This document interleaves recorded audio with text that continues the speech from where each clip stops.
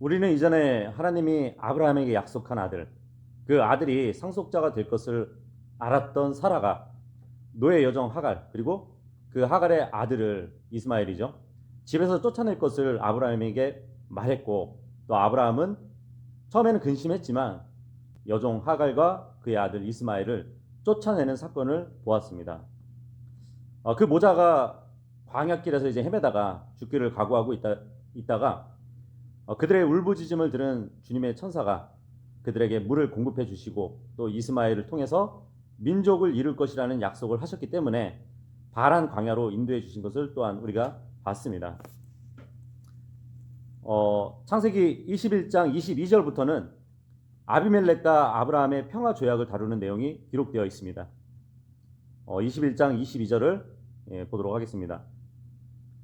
그때 아비멜렉과 그의 군대의 총대장 비골이 아브라함에게 말하여 이르되 네가 행하는 모든 일에서 하나님께서 너와 함께 하시는도다. 이 22절의 그때에라는 말은 아브라함이 하갈과 이스마엘을 쫓아낸 그때쯤이라는 말일 것입니다. 그리고 본문은 지금 그랄 왕 아비멜렉의 평화 제의로 아브라함과 서로 언약을 맺는 그러한 장면을 보여주고 있습니다. 그랄 왕 아비멜렉은 아브라함이 거할 땅을 내주었죠. 그리고 아브라함은 마음대로 그 땅에서 정착해서 빌어 썼습니다. 어느 정도의 시간이 흘러가지고 아비멜렉이 보니까 아브라함이 많이 번창해 있음을 보게 된 것이에요. 그래서 아비멜렉은 자기의 군대의 총대장 비골과 함께 아브라함을 찾았음을 말해줍니다. 처음 아브라함이 그랄 땅에 왔을 때 가족하고 전쟁을 대비해서 훈련받은 300명 이상의 무장한 종들이 있었습니다. 그런데 자기 아내를 내줄 만큼 이 그랄 땅이 거대한 왕국이었기 때문에 아브라함은 자칫 잘못하면 멸절될 것을 두려워했었는지 모릅니다. 그런데 지금 본문은 아브라함이 이제는 어느 정도 재산과 또 군사력이 그랄 왕과 견줄 만큼의 강성해졌다는 것을 보여주고 있습니다. 이전에 사라를 취할 뻔한 아비멜렉은 혹시 모를 아브라함의 쓴뿌리가 남아있을지 모른다는 그 생각이 있었을지도 모릅니다. 그래서 군대의 총대장 비골과 함께 동행했을 겁니다. 어쩌면 군대를 이끌고 왔을지도 모르겠어요. 어쨌든 자기의 왕국에 거하는 이방인들의 세력이 커질 때 그만큼 염려되는 일은 없습니다. 한 국가가 있는데 그 국가에 이주해온 이방인들이 섞여 살면 처음에는 모르지만 그 민족이 번성하면 그 민족을 수용한 국가의 문제거리가 된다는 것이에요. 출애굽기 1장에 보면 이집트에 거하던 이스라엘 백성이 많이 번성해졌음을 보게 됩니다. 어느 정도 번성했냐면 자손들이 이집트인들보다 더 수가 많아졌다고 기록이 되어 있습니다. 그래서 이집트인들은 그 수가 많아진 이스라엘 백성을 지혜롭게 다룰 필요를 느꼈습니다. 왜냐하면 그 이스라엘 백성이 반역해서 전쟁을 일으킬까봐 매우 염려가 되었던 것입니다. 여호수아 23장에서도 보면 주님은 이스라엘 백성을 가나안 땅에 들어갈 수 있도록 해주셨습니다. 그래서 12지파에게 12지역을 주셨어요. 다만 그 땅에 들어가려면 하나님의 명령을 지켜야 했었는데 그 명령이 뭐냐면 그 땅에 있는 토착민을 몰아내고 들어가서 그 땅을 차지하라는 말씀이었습니다. 주님은 나누시는 분입니다. 그래서 사도행전 17장 26절에 보면 또 그분께서 사람들의 모든 민족들을 한 피에서 만드사 온 지면에 거하게 하시고 미리 정하신 때와 그들을 위한 거주의 경계를 정하셨으니 민족들이 섞이시기를 원치 않으시는 주님을 우리가 볼 수 있습니다. 그런데 가나안 땅에 들어간 몇 지파는 하나님의 명령을 어겼습니다. 왜냐하면 그들을 그냥 두어야 종으로 부려먹을 수도 있고 또 그들에게 공세를 거둬들일 수 있었기 때문인 것이죠. 그래서 결국 주님은 이 토착민들을 쫓아내지 않았던 지파들에게 이렇게 말씀을 또 하십니다. 여호수아 23장 13절에 보면 이렇게 말씀하십니다. 확실히 이것을 알지니라 곧 주 너희 하나님께서 이 민족들을 너희 앞에서 다시는 쫓아내지 아니하시리니. 몇 지파가 토착민들을 쫓아내지 않은 것을 보시고 주님도 그들을 몰아내지 않을 것을 말씀하고 있습니다. 그들이 너희에게 올무가 되고, 올무가 된다 합니다. 그 토착민들이 그대로 살고 있으면 그들의 문화를 이스라엘 백성이 받아들일 수 있거든요. 그렇게 되면 그들이 믿는 신을 또 숭배할 수도 있습니다. 그리고 너희 옆구리에 채찍이 되고, 이 말씀을 하십니다. 어느 정도의 세력이 커지면 직접적으로 그 지파를 대항하고 대적할 수 있다는 말씀을 하시는 겁니다. 그리고 너희 눈에 가시가 되어, 이 말씀을 하십니다. 함께 한 땅에 살고 있기 때문에 이스라엘 백성이 어떠한 정책을 펴낸다 하더라도 그들의 마음에 들지 않으면 자기들을 다루는 그 정책에 반대할 수 있다는 것입니다. 그래서 마침내 주 너희 하나님께서 너희에게 주신 이 좋은 땅에서 너희가 멸망하리라, 그 말씀을 하고 있습니다. 결국 망하게 된다는 것이에요. 그래서 주님은 이렇게 엄격하게 경고를 하셨습니다. 어쨌든 아비멜렉과 그의 군대의 총대장 비골의 인사로 볼 때 아브라함이 심히 창대하게 되었음을 우리는 볼 수 있습니다.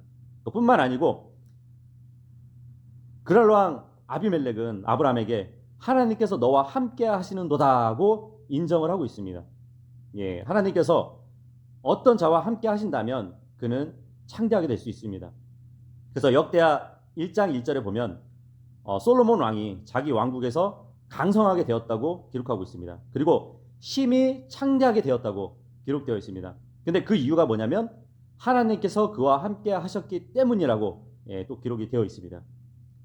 구약 때는 하나님께서 누군가를 강성하게 하시고 또 창대하게 하심을 직접 눈으로 볼 수 있었기 때문에 누가 하나님께 복을 받은 자인지 쉽게 알 수 있었습니다. 그런데 신약에 와서는 주님은 물질적인 복보다는 영적인 복을 허락하셨기 때문에 쉽게 구별해낼 수가 없습니다. 이제는 뭐 재산이 많던 적던 그 사람에게 영적인 복이 어느 정도 있는지 가늠할 수 없다는 것이에요. 우리가 바울을 보면 알 수 있죠. 바울은 영적인 복으로 충만했던 사도였습니다. 그런데 그의 삶을 한번 보세요. 그 삶은 복음을 전할 때 보니까 매도 지나치게 맞고 또 감옥에도 더 자주 갇히고 또 여러 번 죽을 고비를 넘겼다고 합니다. 유대인들로부터 매를 5번 맞았고 또 3번 몽둥이로 맞고 또 1번 돌로 맞고 그리고 3번 배가 파선을 당해가지고 한밤 한낮을 이 기쁨 속에 있었다고 고백하고 있습니다. 우리가 계시록에 보면 라오디케아 교회를 보면 또 알 수 있습니다. 계시록 3장 17절에 보면은 그 라오디케아 교회는 나는 부자라고 내가 재산을 불렸고 아무것도 부족한 것이 없다고 그렇게 얘기를 하지만 주님이 보실 때는 라오디케아 교회는 네 비참한 것과 가련한 것과 또 가난한 것과 눈먼 것과 벌거벗은 것을 알지 못한다고 말씀을 합니다. 그래서 신약에 와서는 어떤 눈에 보이는 물질로 하나님의 복을 판단할 수 없다는 것입니다.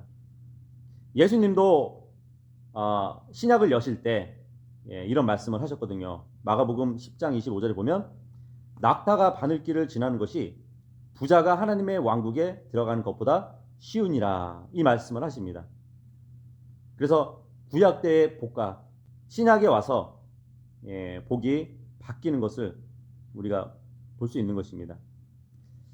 아브라함을 찾아왔던 아비멜렉과 비골은 하나님께서 아브라함과 함께 하셔서 그 아브라함이 창대해진 것을 알았습니다. 어찌 보면 우리들도 이 땅에 머무는 동안에는 주위에 있는 사람들이 정말 하나님께서 우리와 함께 하심을 알 정도로 우리는 간증을 남겨야 됩니다. 정말 그분께 인도됨을 주변 사람들에게 보여줘야 한다는 것이에요.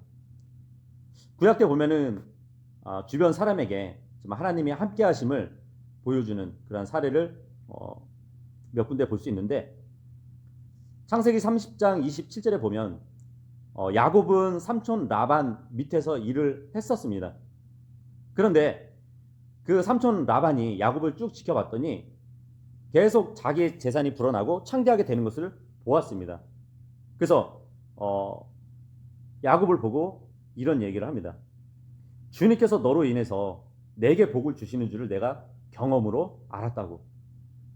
그래서 네가 좋다면 여기에 계속 머물렀으면 좋겠다, 이렇게 얘기를 합니다. 우리는 어떤가요?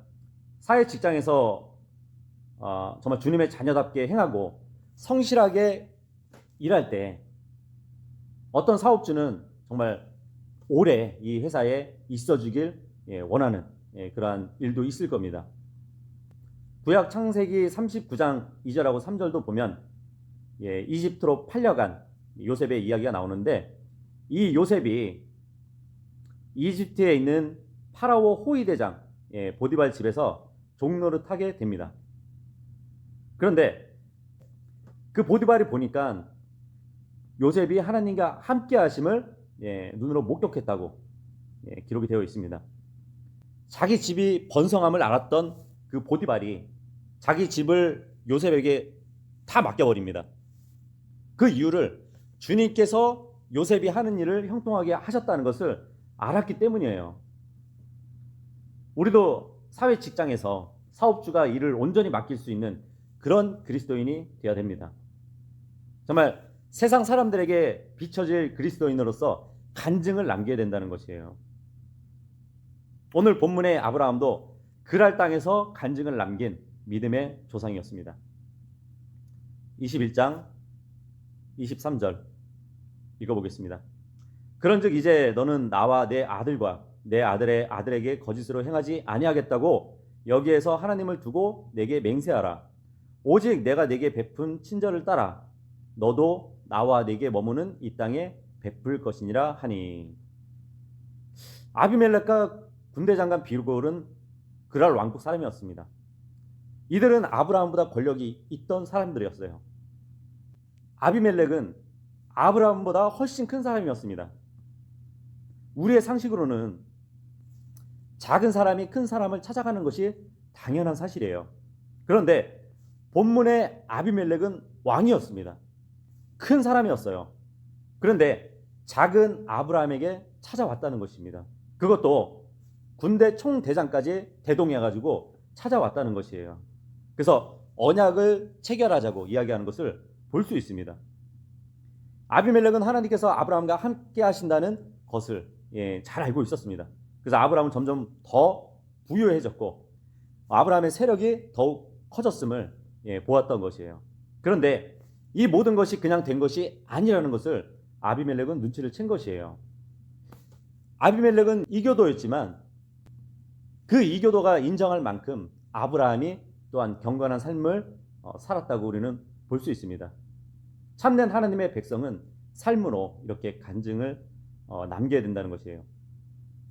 아비멜렉은 아브라함과 더불어서 동맹 관계를 맺고자 그 아브라함이 하나님을 두고 맹세하기를 원했습니다. 아비멜렉은 아브라함에게 분명히 네가 행하는 모든 일에서 하나님께서 너와 함께 하신다고 말을 했습니다. 그런데 23절을 보면 너는 거짓으로 행하지 않겠다고 맹세하라고 합니다. 왜 그랬을까요? 그렇다면 아비멜렉은 아브라함을 온전히 신뢰하지는 못했다고 볼 수 있어요. 그렇죠. 이전에 아내를 누이로 속였던 그 아브라함 때문에 하나님께 재앙을 받았던 그 일이 아비멜렉에는 트라우마로 남았을 것입니다. 그래서 왕의 말을 들은 아브라함 입장에서도 당혹스러운 일이었을 것이에요. 아직까지 신뢰를 두지 않는 그 아비멜렉의 자세에 대해서. 그리고 여기서 아비멜렉이 아브라함에게 하나님을 두고 맹세하라고 말한 것은 그 주님의 이름으로 맹세하라고 하는 말과 같습니다. 율법 시대에도 보면 주님의 이름으로 맹세할 수 있었습니다.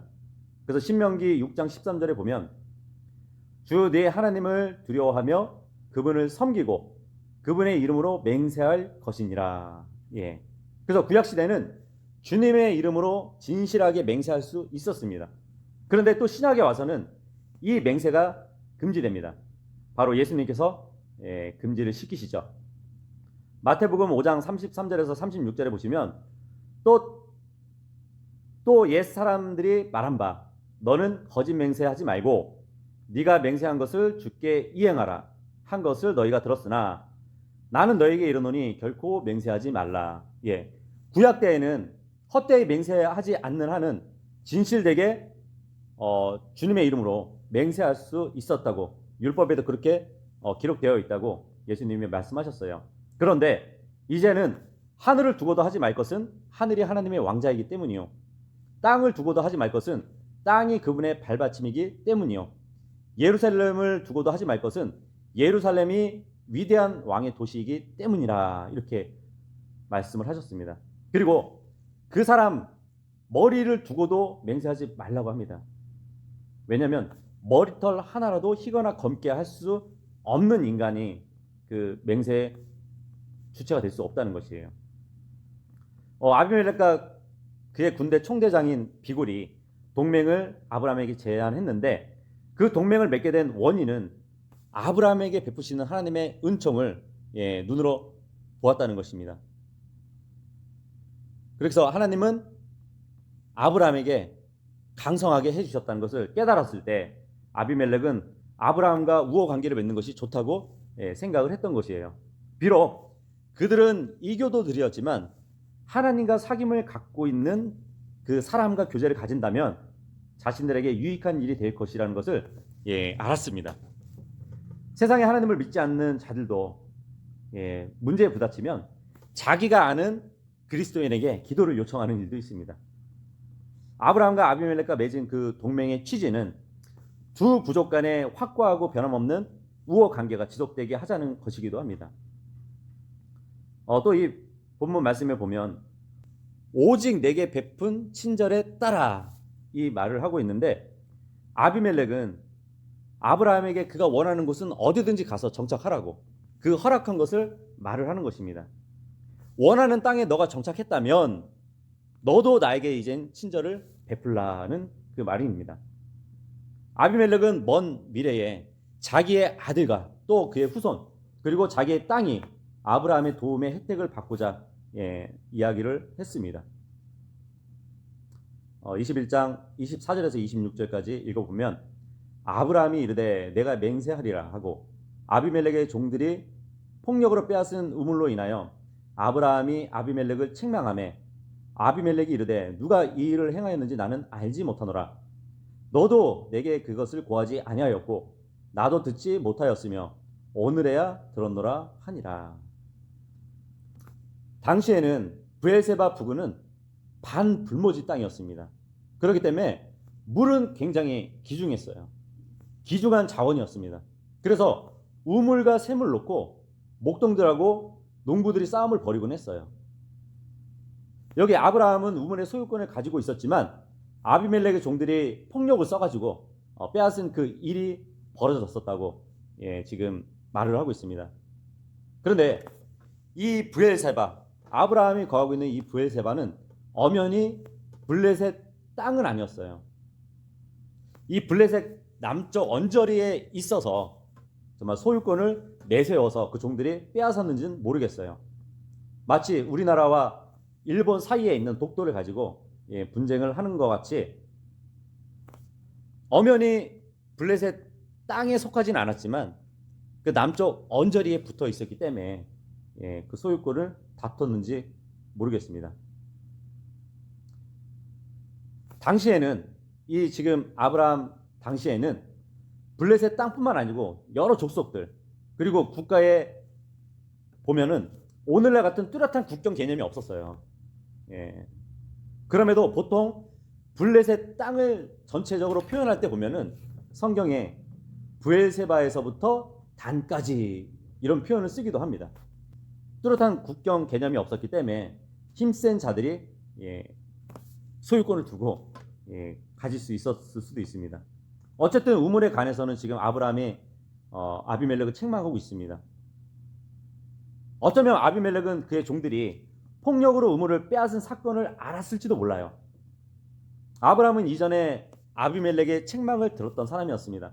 이제는 그 땅의 왕을 책망하는 자가 되었어요.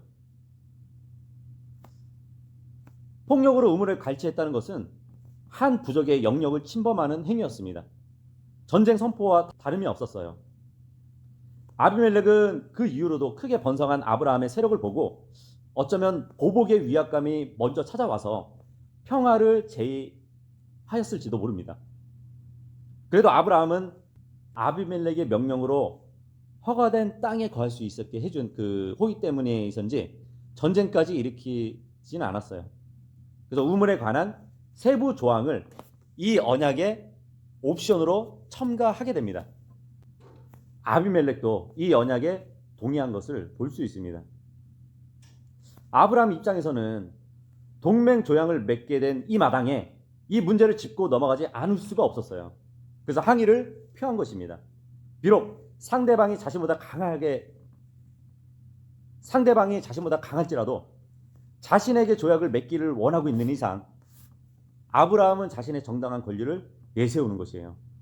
그리스도인들 중에서도 사람들과의 어떤 거래가 있어서 정말 자신의 조건을 내세우지 않는 것이 미덕이라고 생각하는 사람들이 있습니다.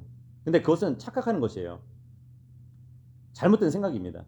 우리가 하나님을 믿는다고 무조건 세상 사람들에게 불리한 조건으로 계약을 맺는 것은 잘못된 것이에요. 오히려 정당한 조건을 내세워서 계약을 맺어야 돼요. 그리고 그 계약을 성실히 이행하는 것이 믿음의 사람의 모습입니다. 21장 27절 읽어보겠습니다. 아브라함이 양들과 소들을 취하여 아비멜렉에게 주고 그 두 사람이 언약을 맺으니라. 아브라함은 아비멜렉에게 매우 훌륭한 선물을 주었습니다. 당시 언약을 맺을 때 상대방끼리 선물을 주고받았어요. 그래서 이 언약이 잘 이행된다는 것을 서로 마음을 봤습니다. 아브라함이 아비멜렉과 언약을 체결한 이유에 대해서는 몇 가지 점들을 이제 우리가 살펴볼 수 있는데, 첫 번째로는 아브라함은 아비멜렉이 신용과 또 양심을 존중하는 사람이라는 것을 알았습니다. 하나님을 또 두려워한다는 사실을 알았어요. 그래서 언약을 맺었습니다. 그리고 두 번째는 아브라함은 자신이 아비멜렉의 종들과 다투었던 그 우물에 관한 문제를 아비멜렉에게 말했을 때 정말 정직하게 그 일을 잘 마무리해 줄 것이라는 것을 믿었기 때문에 그 아비멜렉을 믿고 언약을 맺었다고 볼 수 있습니다. 결국 아비멜렉은 아브라함과의 어떤 다툼이 이어지지 않게 책망을 받아들이고 아브라함에게 확증을 위한 맹세를 받아냈습니다. 갈라디아서 3장 15절에 보면 형제들아 내가 사람의 관례대로 말하노니 이것이 사람의 언약이라도 일단 확정되면 아무도 취소하거나 거기에 더하거나 하지 못하느니라. 사람들 간의 언약은 어떤 누구도 그 언약을 취소하거나 바꿀 수 없다는 것이에요. 하나님조차도 인간들의 언약에 간섭을 하지 않습니다. 그래서 이 언약은 이스라엘의 조상 아브라함이 이방인과 맺은 최초의 언약입니다. 아브라함의 손자 야곱도 이방인과 언약을 맺긴 했었죠. 자신의 삼촌 라반이 시리아 사람이었거든요. 하지만 모세의 율법이 효력을 발휘하기 전에는 이방인과 언약을 맺을 수 있었는데, 이제 하나님이 이스라엘 백성을 택하시고 율법을 주시고 그 율법이 효력을 발휘하는 동안에는 이러한 언약들은 금지가 되었었습니다. 그럼에도 불구하고 앞으로 미래에 대환란이 오게 되면 유대인들에게 율법의 효력이 다시 발휘될 것인데, 그때는 율법을 어기면서까지 이방인인 적그리스도와 평화조약을 맺을 것입니다. 그 언약을 체결하게 될 것이에요.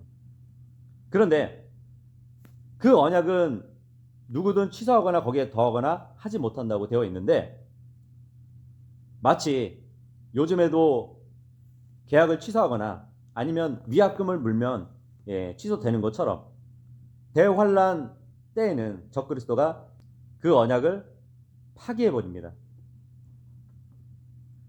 21장 28절에서 30절 보시면 아브라함이 양 떼에서 어린 암양 7마리를 따로 떼어놓으니 아비멜렉이 아브라함에게 이르되 네가 따로 떼어놓은 이 어린 암양 7마리는 무엇을 뜻하느냐 하며 아브라함이 이르되 네가 내 손에서 이 어린 암양 7마리를 받을 것이요 이로써 그것들이 내가 이 우물을 판 것에 대하여 내게 증거가 되리라 하고, 31절 보시면 그 두 사람이 거기서 서로 맹세하였으므로 그런 까닭에 그가 그것을 그의 세바라 하였더라.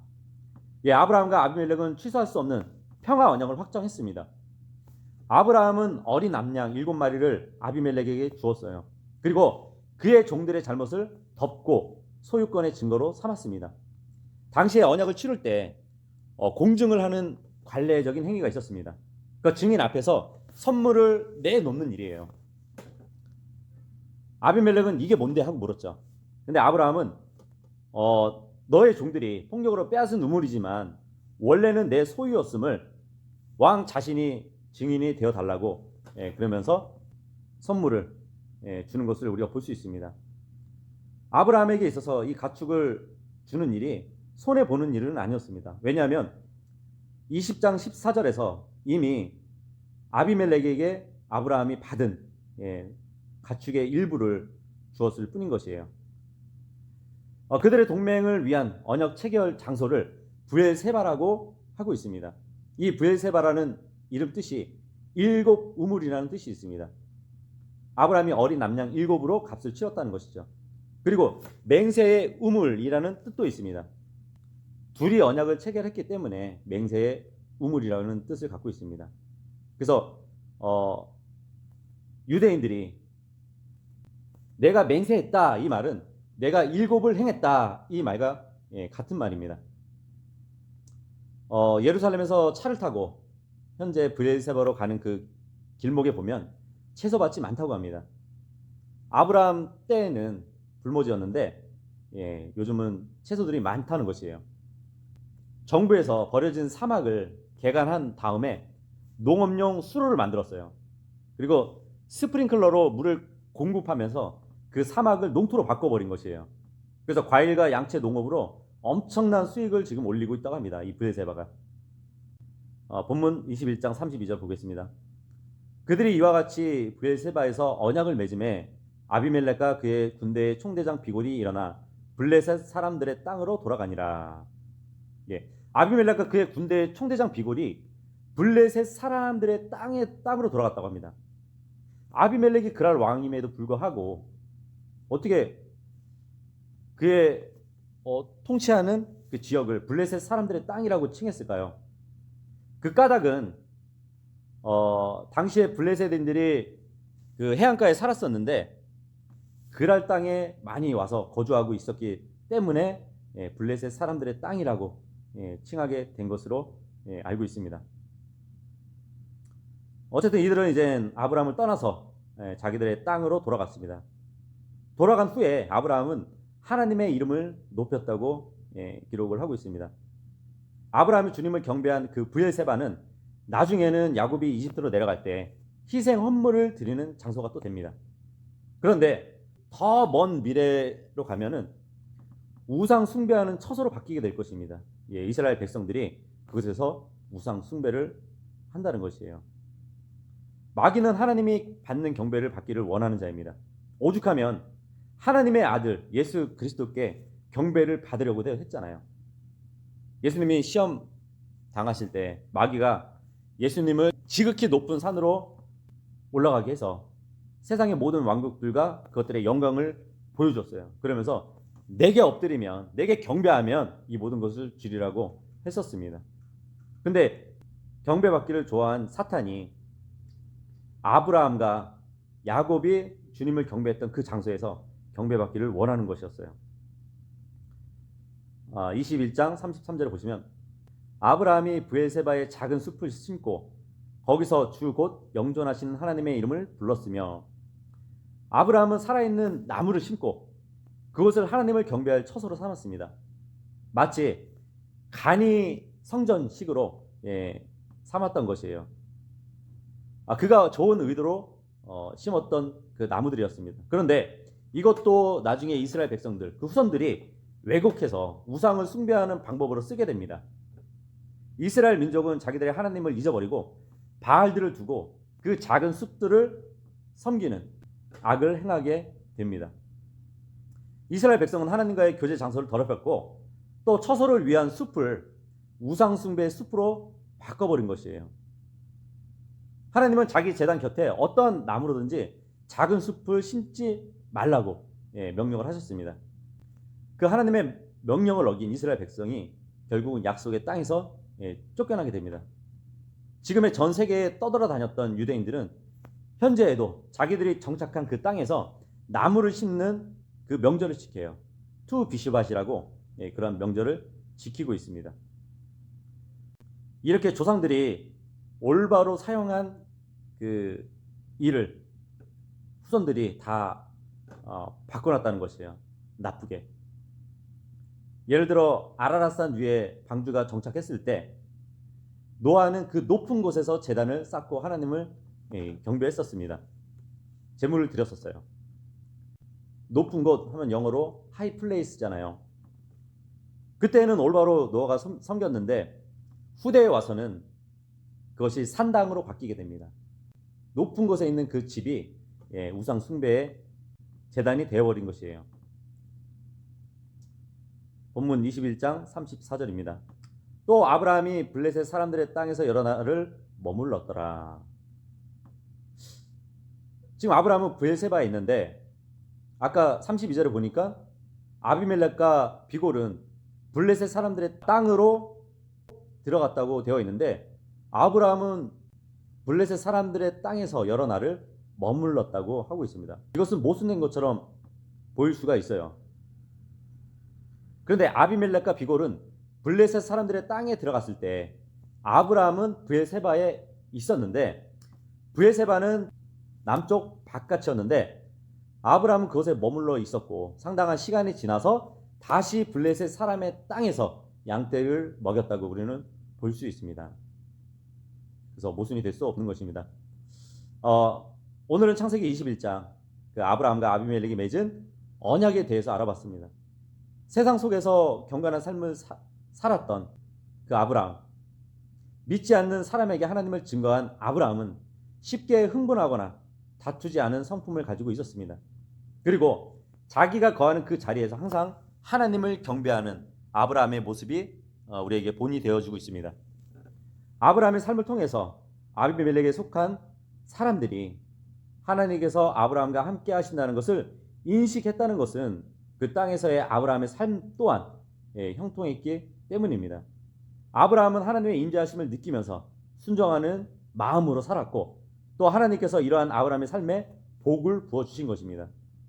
우리에게 있어서 영적인 복은 결국 하나님의 자녀인 우리들이 주님을 얼마나 바라고 사느냐에 달려 있습니다. 하나님의 말씀에 순종하고 또 매일의 삶에서 하나님과 동행하는 삶을 산다면 세상 사람들은 우리에게 참 평안과 또 기쁨을 발견하고 복음에 관심을 가질 것입니다. 마지막으로 이제 우리가 창세기 20장과 비교해 봤을 때 오늘 본문의 내용은 반전을 가져오는 것을 볼 수 있습니다. 창세기 20장에서는 아비멜렉이 아브라함을 다그치는 일이 있었습니다. 거짓말을 했다고. 그랬더니 아브라함은 아비멜렉에 변명을 하게 됩니다. 근데 그 위치가 바뀌게 되죠. 아브라함이 아비멜렉을 다그칩니다. 당신의 종들이 우물을 빼앗았다고. 그랬더니 아비멜렉은 아브라함에게 변명을 합니다. 난 몰랐던 일이라고. 그리고 창세기 20장에 보면은 아비멜렉이 아브라함에게 가축을 주는 모습을 볼 수 있습니다. 어떻게 보면은 그 아내 사라를 데려온 것에 대한 보상으로 주어진 것이죠. 그런데 이번 본문에서는 아브라함이 아비멜렉에게 가축을 주는 것을 볼 수 있습니다. 그리고 뭐니 해도 소유권을 확실히 했다는 것입니다. 보통 성경에서 우물하면 물질적인 우물도 말을 하기도 하지만 아내를 우물로 표현하기도 합니다. 잠언서 5장 15절에서 18절까지 보면 이런 말씀이 있거든요. 네 물 저장고에서 물을 마시며 네 우물에서 흐르는 물을 마시라. 이렇게 보면은 그냥 물질적인 물로도 볼 수 있지만 16절 보시면 네 샘들이 널리 퍼지며 거리들에서 물 많은 강들이 되게 하되. 이것은 자기의 자손들이 널리 퍼질 것을 이렇게 비유적으로 얘기한 것입니다. 17절에도 보면 그것들이 오직 네 것이 되게 하며 너와 함께하는 낯선 자들의 것이 되지 못하게 하라. 이렇게 합니다. 이렇게 말합니다. 그리고 18절에 보면 네 샘이 복되게 하며 또 네가 젊을 때 취한 아내와 더불어 기뻐하라고 합니다. 결국 샘이라는 것은 아내를 의미합니다. 그리고 샘들 하면 자신의 자녀들을 얘기합니다. 창세기 20장에 보면 자신의 아내가 낯선 자의 소유가 될 뻔했어요.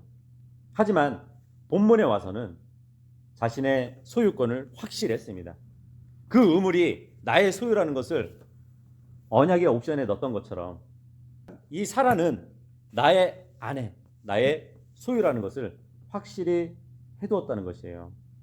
이렇듯 하나님이 믿음의 조상 아브라함의 면목을 또한 세워주심을 우리가 볼 수 있습니다. 성도들도 정말 믿지 않는 사람들에 비해서 지위가 낮을 수도 있고 권력이 낮을 수도 있습니다.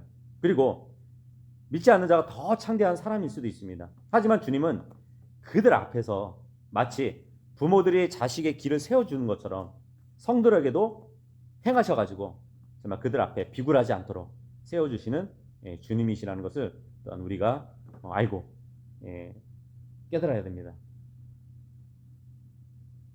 이렇게 해서 21장 말씀을 마치도록 하겠습니다.